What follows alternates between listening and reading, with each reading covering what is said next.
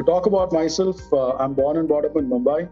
Born up in a joint family. I was fortunate to being brought up in this kind of an environment where a lot of management lessons and leadership principles I could gather unconsciously right from my childhood. Did my graduation in commerce and then masters in labor studies from Mumbai University. Uh, Having an experience of almost 30 years. Started my career in 1994, where luckily for me, India was going through the transformation from a closed economy to a liberalized world. And we saw a lot of changes happening, especially in the people segment. We saw the change happening from labor management to personnel management to human resources management.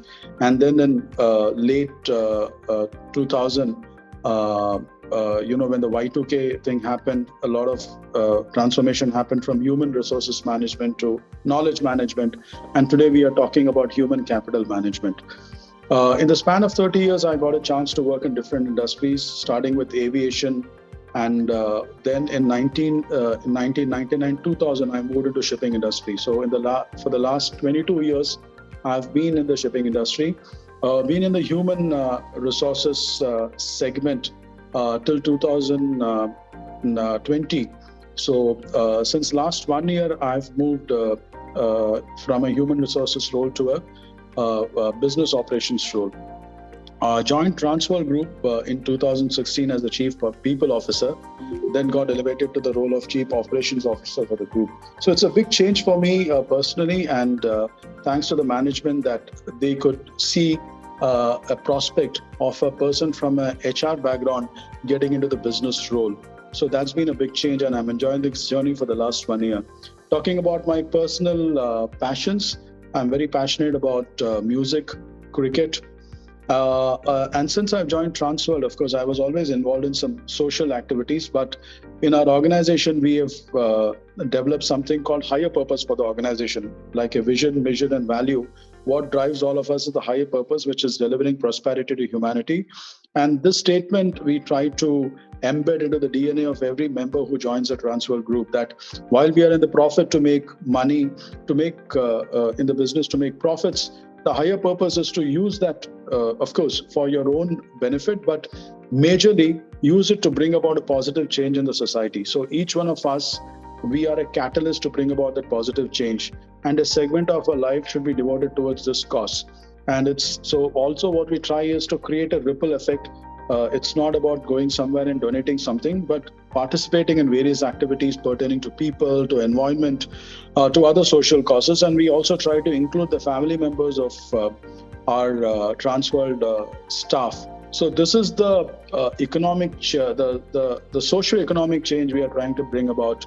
And since we are a global network, we see that, whether it's saving, changing your bulb to an energy-saving bulb, or getting into eco-friendly ships, right from the basic micro level to a macro level, we are trying to bring about a positive change in the society.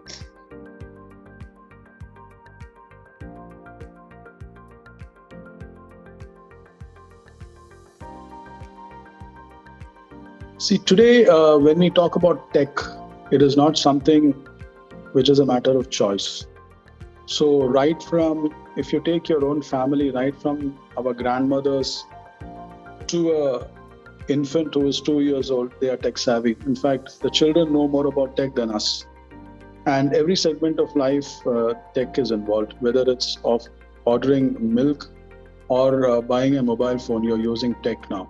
So it's not a matter of choice, it's a matter of compulsion. And in a way, the COVID actually really pushed the digitalization to the levels which the organizations were striving to reach. So from an HR perspective, HR has got a very good, it's a good opportunity for HR to be a catalyst for bringing about this tech revolution in the organization. So from a change management perspective, from the changing nature of work of people, I think HR needs to closely coordinate with the businesses in bringing about this change. As far as HR itself as a role is concerned, now the focus is more on results than on activity. So what happened during COVID was, earlier of course, there is a transformation that is happening. You had physical presence of people in the office, so leadership was more personal oriented. But this last 2 years of remote working also speeded up delegation in a very big way. You didn't have to physically monitor whether the person is sitting in the office, or if a salesperson is going out for a sales call, actually going out on sales call or going somewhere else. So now the focus is more on results. So you see, this is happening all across. It's not only in the business, but also if you see, parenting in a big way has changed. Today, children are more informed, and it's more of a dialogue than a top-down approach. So even in a business, you see that the top-down approach is one. It's more of collaboration and business by consensus. So this is where HR has to change its approach. It acts as a bridge between the management and the people in bringing about this positive change.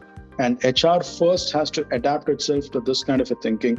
As far as HR analytics are concerned, yes, because today most of the processes are digitalized. You have the benchmarks that are redefined, post the digital era.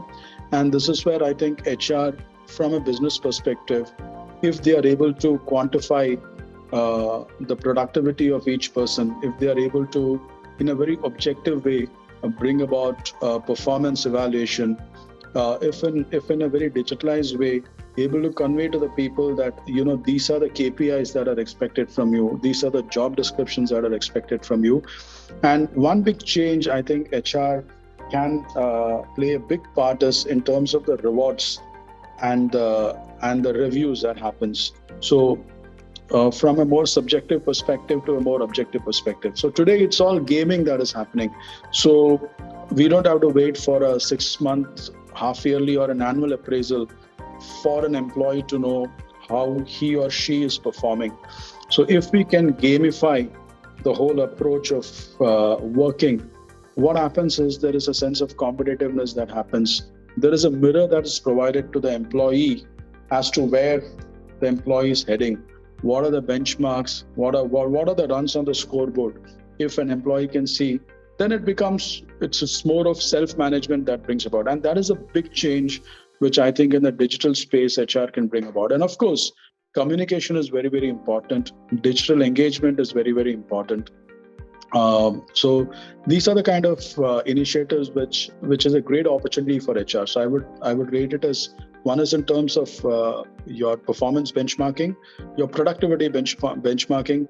Second thing is in terms of gamifying the performance management system. And third thing is in terms of digital communication with the people. Of course, there are these operational parameters in terms of your legislations, your routine formalities of joining, induction. Those things are, of course, we have gone a long way in terms of digitalizing those factors. To give you an example of COVID, which opened a lot of new ideas for us. So though we were physically not in proximity, it was all on online modes. We saw that the human touch increased, because we saw that right from the morning, with your reviews to your planning the day, and a lot of training programs. In fact, we encourage, if it's not something very confidential, if there is a training on leadership, if there is a training on communication, we used to tell the employees that get your spouses, get your children to attend it, so that everyone benefits. So as a Transworld family, we all got closer together due to digitalization that happened. Yes, it's not only with the employees, but also with the customers. You see that sometimes there is a danger that the customer says that I don't want to talk to an IVRS. I need a face to talk to when I'm transacting business with your organization. So the approach we should take is that technology is only to aid and bring about an efficiency and bring about an ease of transaction, while whether it's an employee or an organization and a customer. What you correctly said is it cannot replace the human touch. So the human angle needs to be retained, and there is always a danger that the company may become too impersonal with the customers or the employees. So from a management perspective, from a business strategy perspective, human touch is very important. So this is what, in fact, to share an experience with you. Every 5 years, we rechristen our vision and vision for the organization. So this time when we did it last year, post-COVID lockdown, there are three aspects which we embedded into it, because as an organization, we wanted to focus on that. One was sustainability, sustainable growth. Second thing was technology, bringing about automation, digitalization, tech in every aspect of business. And third, most important thing was the human touch. So we want to, these are the three pillars we feel, which are very, very important and which needs to be equally balanced.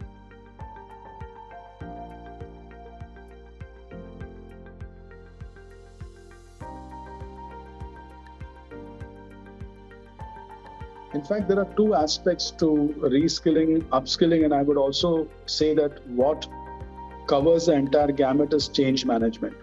Okay, so we are in the cusp of a generational shift. As an organization in Transworld, we have people from the 70s to the millennials to the Gen Zs. So we have different segments of people who are working in the organization.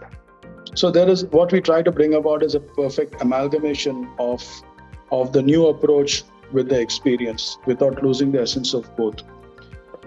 From a management perspective, there are two aspects to this. One is, we are talking about people who have been working in the organization for a long time. And when I talk about people, it's not only the staff, I'm also talking about the customers, the managers, the leaders, across all segments. So one is a change management in terms of their thinking, because definitely, there is a resistance, and resistance is not something which is psychological, but it's human nature. For example, when we move from keypad mobile phones to smartphones, that change took some time. We used to feel, okay, this is not going to work. But today you can't imagine operating from a keypad phone. So that change in mindset. So when we bring about these digital tools or digital initiatives, it calls for a lot of reskilling, unlearning. Learning is easier than unlearning. So people are so used. So to bring them out of that comfort zone, to take away that resistance and change. So this is one aspect of, I would say, change management and reskilling. The second aspect is, tomorrow's customers. Not only the employees who are going to join us, who will be the boomers and the Gen Zs, we are also talking about tomorrow's customers. They are all, the Uberized, the Zomatized people, who have never probably gone to a shop. They have all used digital tools. So if an organization, if I go to an IIM for recruitment, and if I'm not able to give them that kind of a platform, who's going to join the organization? So from an employee perspective, from a customer perspective, there is a change management initiative that is going on. But from an organization perspective also, the organization itself needs to unlearn, relearn, upskill and reskill. That is very, very important. So second thing is, what we always say that as a mantra, our chairman, Mr. Ramesh Ramakrishnan, always says that what has got you here is not going to get you there. So in the last 45 years, our organization has reached where we are today. And the essence of the organization has been a change. We have constantly strived to bring about new products. We have been a trendsetter in a way in the shipping and logistics industry, being the first coastal operator in India in 90s. In early 80s, we were the first feeder operators between India and Middle East. We are now getting into different sectors like agriculture. We have got into real estate. We are getting into the tech sector. But that apart, what we always say is that, right from the product to the way we work, unless we are reinventing ourselves, we are not going to be there compared to our competitors. So when we talk about reskilling, there is a learning, there is an unlearning that happens, there is a relearning that happens. And from a management perspective, it starts from there, from the top, where we try to change the approach, change the strategy. So for example, today, we are talking about flexi time. In fact, as an organization, we have made a rule that though we are back in office, we work only 4 days from the office. On Fridays, people have got a choice to work from home or wherever they want to. And we are not getting into monitoring as to, have you logged in at 8:30? Are you logging off at 6 o'clock? We give that freedom. We trust the people, and we always tell the people that the day you join the organization, we trust you. If the onus is on you to keep up their trust or not. So, and we always encourage people. So, apart from the courses or the trainings that the companies provide, there are people have got so many opportunities and avenues today, where they can. There are a lot of digital courses that are available. It can be something to do with interior decoration. If that is your passion, go and do that course. Because you will see an indirect impact on the productivity of the person. Similarly, we have got something called a digital library, where it's a repository of various books, various journals from reputed Indian and international universities, and there are also links to various online courses we provide to the staff, so that they can upskill themselves. But again, I would say that you can provide a lot of things, but to a large extent it depends on the drive in an individual. It depends on the fire in the belly. There is a lot of effort that goes into it. I think a lot depends on the person's priorities, what he or she wants to really achieve and learn.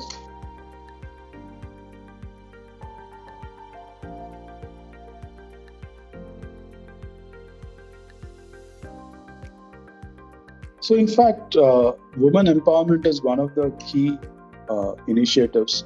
One of the ESG pillars when we talk about bringing about a socio-economic change, we always try to encourage women folk, especially, to come into the mainstream.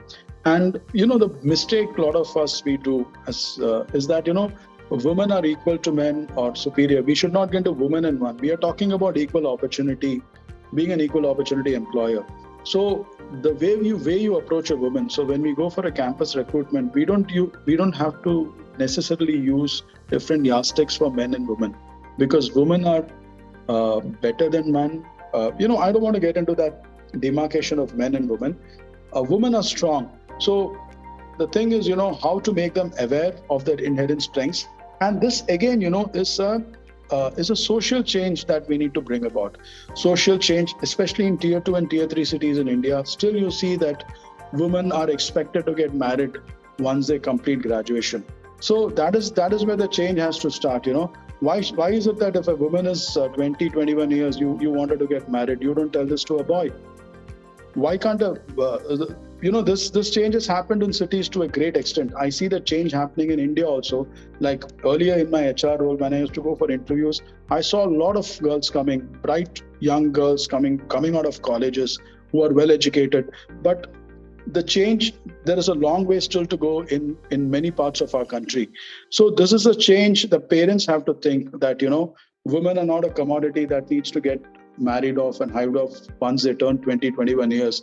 Women have got their own ambitions and aspirations. And today, the biggest change, what we should bring about in the society is that why is it that a woman has to be dependent on the male of the house, the male member of the house? Economically, the women have to be economically independent. They don't need to, they get married, they go into a different family or whatever, but they don't have to be dependent on the husband or the in-laws for their economic sustenance. So in running a family, it's equal partnership of the women. The woman has to contribute. And I see a lot of women coming forth in this economic independent space. That's a very, very heartening thing. So as an organization, we try to encourage women. In fact, in our organization, many of the C-suites role, we have consciously encouraged women, and they are quite successful in taking those roles. One more aspect is, when you go for campus recruitments, when you are especially talking about, say, overseas recruitments or cross-country recruitments, we see a big shift has happened. Earlier, I remember when I started my career, typically a girl would look at a job which is close to their place of residence, because the family or the parents are not comfortable, and maybe at those days the safety features were not there. But today I think a lot has improved. So today you see that a lot of more girls are ready to work in foreign countries, ready to work in in locations. So a lot of these kind of changes is what is required. So as an employer, as a business, when you have a requirement, say if you're talking about India, if we have a requirement in Mundra, Gujarat, Definitely, we would like to take a girl, a management trainee, a female, but if you see that there is a resistance in that lady to relocate from the home state, that is when there is a backlog. So the change, as I mentioned, has to come from the family. There is a lot of orientation we still need to do to the parents, to the family, and make them aware that those boundaries of male and female have vanished now. Both are equal. When I sit for an interview, I don't use different yardsticks for a girl or a boy. As far as the interview goes, it is a skill set, it is the attitude, it is a passion that we see, not the gender when we recruit a person.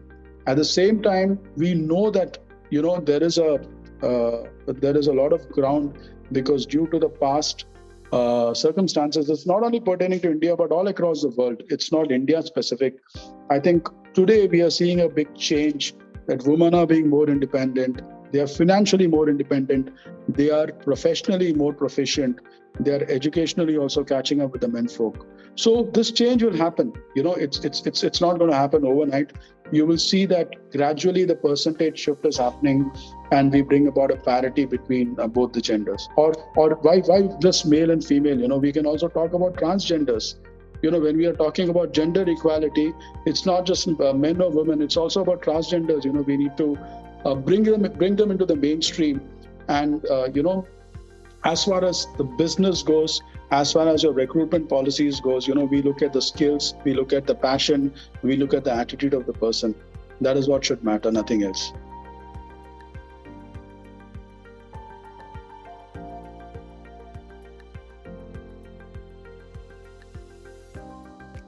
Over the last few years, we have seen a lot of change. In fact, personally, though I'm working out of Dubai now, I've spent almost over 25 years in India. And since 2014, when the Honorable Prime Minister of India opened up the communication channels, there is an app that is there where you can go and write. So I have been personally, I'm talking about my personal example. I've been personally writing in the portal to the Prime Minister to bring about changes in the way we transact business. And I'm sure that there are lakhs of people apart from me who have written to it. And, we are very glad to know that those changes are happening. We are happening to see. Say one small example I'll give you, how, small things can impact an unproductive task. Earlier in India, there was something called exemption for medical expenses. I think it was 15,000 rupees, and you had to produce bills for that. So, we could see that people are like, so when it comes February, March, people are lining up in medical shops trying to get bills or produce bills. I don't want to get into how this. So absolutely waste of time. And then, you need to, attach all those bills, give a reimbursement form, and then you have an auditor who comes and checks, and he says that there is a talcum powder in the bill, so this is not allowed, and then the employee gets fined. Absolute waste of time. So I personally written to the Prime Minister that these kind of things. And when you're talking about a digital economy, while we are also encouraging, there is something called an LTA rule which says that you need to go to your native place. Now we are all born and brought up in. I'm born and brought up in Mumbai. My native place is Mumbai. Where do I go to claim this LTA? So now you see that the recent amendments in the tax that has happened, it's the right step towards that direction. So both for an employer and an employee, you simplify it. Secondly, we are talking about a globalized world. Today, India is in a very, very advantageous position because the whole world is talking about China plus one policy. So China as a factory of the world is not going to be there as we go forward. The disruptions, especially in the supply chain that has happened during the COVID, has opened up the eyes of the world, and people are looking at countries like India, Vietnam, Indonesia as substitutes. And India is perfectly poised in terms of its geographical location in the center of the world.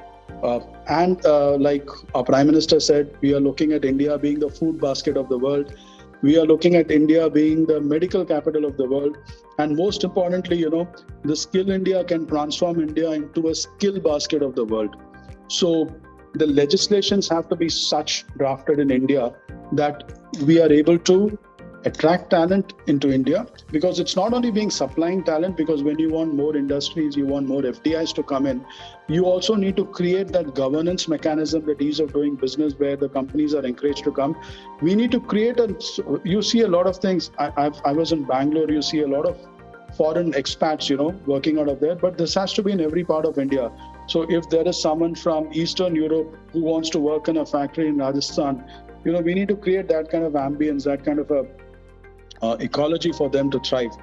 From an investment perspective, yes, there are a lot of steps taken in FDIs and other things, especially, from the labor perspective.